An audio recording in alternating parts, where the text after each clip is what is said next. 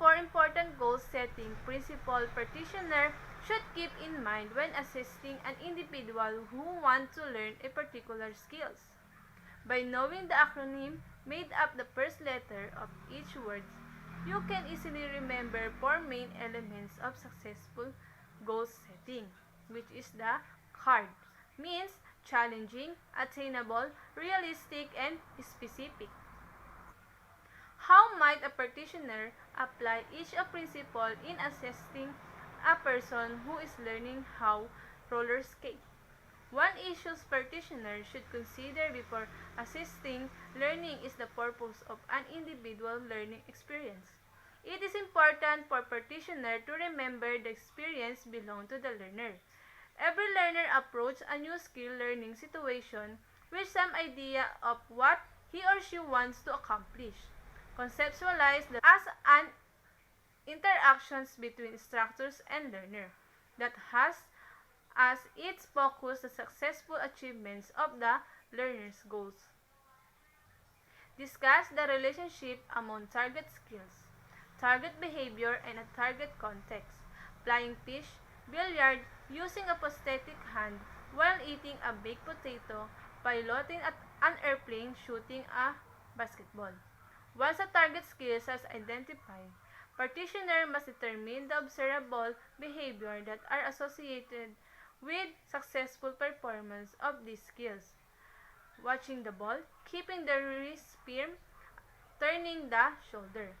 For our purpose, we call this target behavior. For the tennis ground stroke, target behavior might include keeping the eyes on the ball, early racket preparations, and an exaggerated follow-through after ball contact.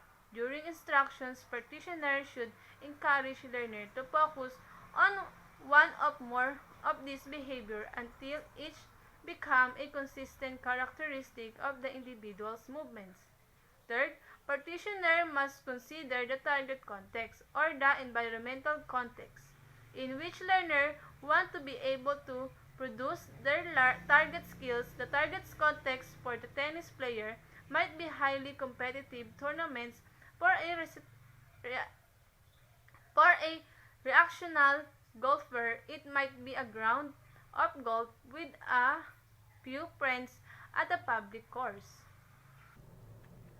Sometimes the past movement experience a person bring to learning situations can help individual pick up the new skill more quickly. The most popular kinds of drill seems to be the quickening exercise designed to improve athletics quickness.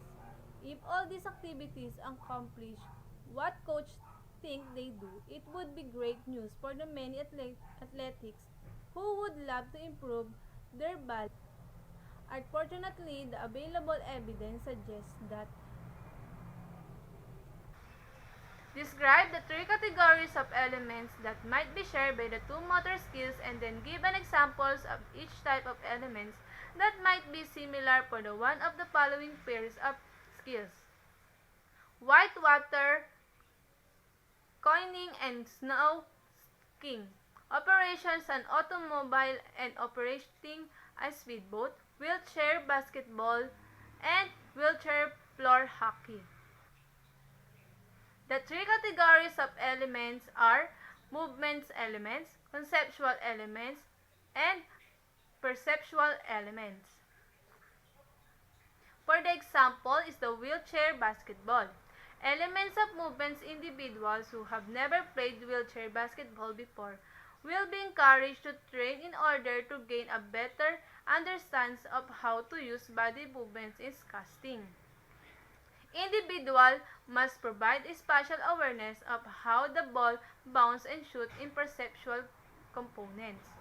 In terms of conceptual aspect, he focused on ball motions. Number 4. When assessing learning progress, practitioners should select both outcome and procedure. Measure that a valid indicator of performance. Give examples of a valid outcome measures and a valid process measure for one of the following activities: handling, broaching, rappelling, operating a lat, reading braille, playing the flute, playing a deck of playing cards. Playing the flute, for example, is the legitimate outcome measure how long he blow the flute and how much air he produce, and then evaluate the outcome indicator to see which one give the most accurate indicator of successful.